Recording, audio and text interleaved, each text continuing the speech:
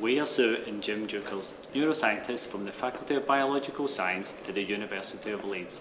Yes, we are married, but we get along very well, which enables us to carry out research into how different neurons communicate with each other. I guess that means that our communication must also be very good.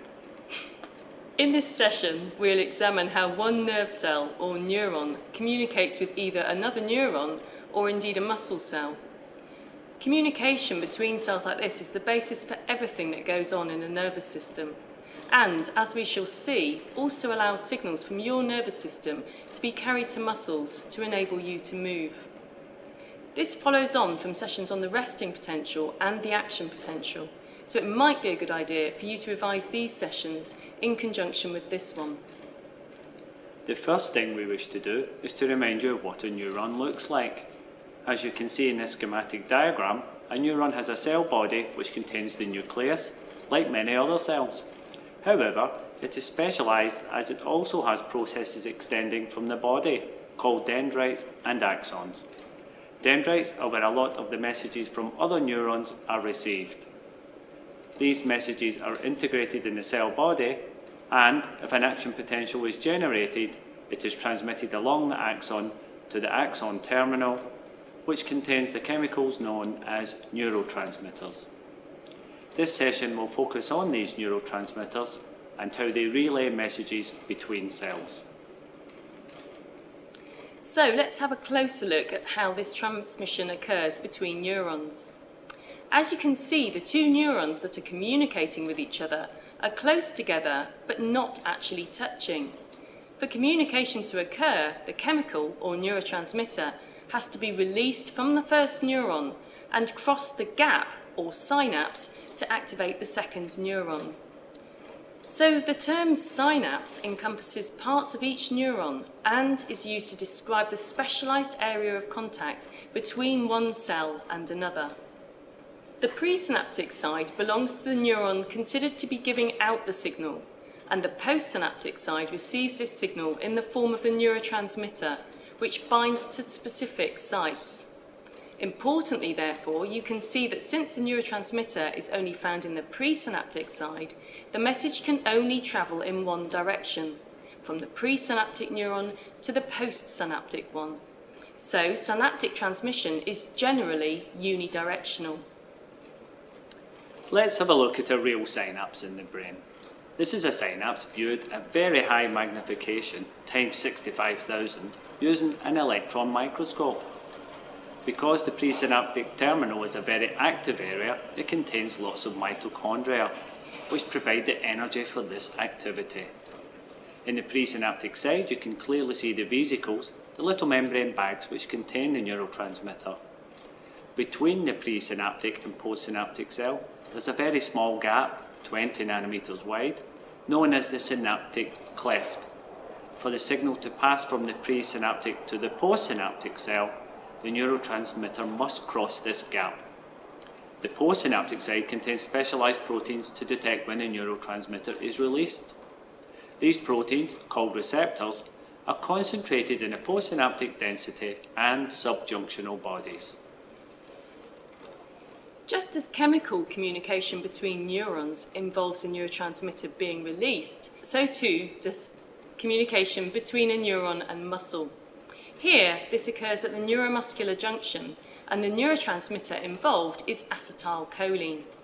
One motor neuron communicates with many muscle fibres to enable contraction of the muscle to occur. Since the mechanism of transmission of the signal from neuron to neuron is so similar to that from neuron to muscle fibre, we shall show you how this occurs at both in the next few slides. Neurotransmitter is synthesized either in the cell body or in the terminal itself and is then pumped across the membranes of the vesicles by special proteins called transporters, which help pack the transmitter molecules against concentration gradients. Without any electrical signals from the axon, there is little release of this transmitter. The signal that a neuron needs to release transmitter is provided by an action potential, which invades the terminal. You may recall that an action potential is an all or none electrical event that is triggered when a neuron is activated. This action potential passes down the axon until it reaches the terminal.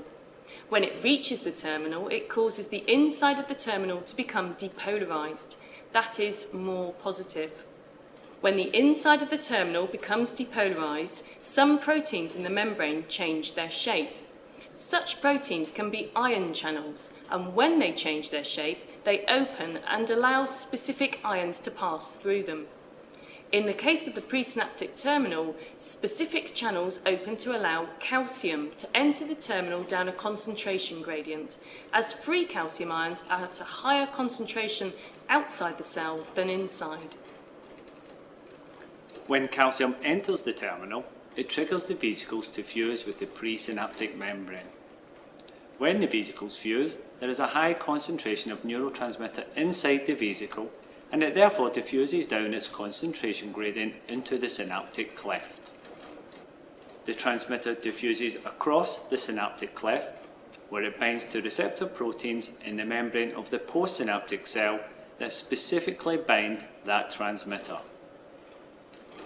When the postsynaptic receptors bind the transmitter, they change the flow of ions across the postsynaptic membrane, either causing the postsynaptic cell to become more excited and increase the chance that it will fire its own action potential, or indeed to inhibit the cells and reduce the chances that it will fire an action potential. The transmitter cannot stay in the synaptic cleft indefinitely, otherwise there will be inappropriate signalling, as the postsynaptic receptors will stay activated or become insensitive to the transmitter signal. The transmitter is therefore removed rapidly from the synapse. The transmitter can be broken down into inactive components by enzymes at the synapses. An example of this is an enzyme called acetylcholine esterase, which breaks down the transmitter acetylcholine released at some synapses or the neuromuscular junction. In other cases, the neurotransmitters are actively taken up by transporters present in the membranes of glial cells, which have processes surrounding the synapse, or indeed directly by the presynaptic neuron itself. In each case, the broken down transmitter usually becomes available for reuse in the presynaptic neuron, so that it does not need to start making it again from scratch. The life cycle of a neurotransmitter could therefore be summarised in this diagram. Firstly, the neurotransmitter is synthesised in cell body or terminal. Then, it is packaged into vesicles, getting ready for release. It is released when the vesicles fuse with the presynaptic membrane in response to an action potential invading the terminal and calcium entry. The transmitter diffuses across the cleft and binds to and activates postsynaptic receptors, causing a change in the permeability of the postsynaptic cell to specific ions. The neurotransmitter then diffuses away and can be metabolized and transported back into the presynaptic terminal or glial cells, or transported without being broken down. We have considered synaptic transmission in general so far, but not really thought about the specific chemicals that are actually released. We did mention that the transmitter involved at the neuromuscular junction is acetylcholine, but in fact synaptic transmission between neurons can involve many different neurotransmitters. Here we've just listed some examples. Some of these are considered excitatory, the most common of which is glutamate, and these are likely to bring the postsynaptic neuron to the threshold for firing an action potential. However, others are inhibitory. GABA and glycine are very important examples of inhibitory transmitters in the central nervous system. So now we should consider the receptors on the postsynaptic neuron. There are two major types: ionotropic, where the receptor is also an ion channel, and metabotropic, where the receptor is not an ion channel itself, but which activates a signalling cascade which may affect ion channels. As an example, acetylcholine can bind to ionotropic and metabotropic receptors. When binding to nicotinic receptors, it causes opening of an ion channel which is permeable to non-specific cations, sodium, calcium, and potassium ions. The concentration gradients of these ions mean that more sodium and calcium move in than potassium out, causing depolarization. Cholinergic receptors like this can be found at the neuromuscular junction. Acetylcholine binding to muscarinic receptors has different indirect effects depending on the subtype of receptor. For the M2 subtype, it causes opening of an ion channel which is permeable to potassium ions. Concentration gradients means that potassium moves out, causing hyperpolarization or inhibition of the postsynaptic cell. Cholinergic receptors like these can be found in the heart as well as in the brain. To conclude, we shall consider some of the many medical conditions that involve changes in transmission at a neuronal synapse or neuromuscular junction.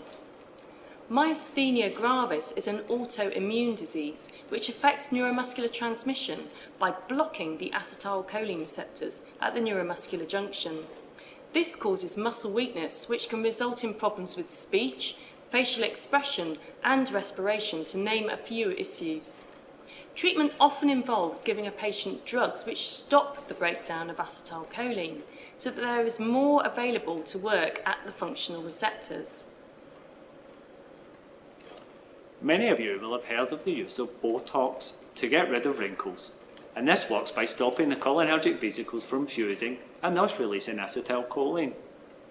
It is actually one of the most lethal neurotoxins known to man, but it is also used therapeutically for conditions such as cerebral palsy, where muscle spasticity makes it difficult to place the foot flat on the floor, so walking is hard. Since Botox reduces acetylcholine release, it reduces muscle contractions and thus spasticity. Epilepsy is a very common neurological disorder which involves abnormal neuronal activity in regions of the brain that cause a range of symptoms, from just muscle twitching to seizures and/or loss of consciousness. Often, epileptic conditions are due to changes in the synaptic transmission between neurons, either increasing excitatory or decreasing inhibitory synaptic transmission. Drugs used to treat epilepsy can act to restore the balance of neuronal activity and thus stop the seizures from occurring. To conclude, synaptic transmission is a fundamental process that is happening all the time in your body. It allows neurons to talk to each other, to allow you to see, hear, taste, speak, and even think. It is also the process by which your nervous system passes signals to your muscles to make them move. As you have seen, if this transmission goes wrong, there can be serious consequences.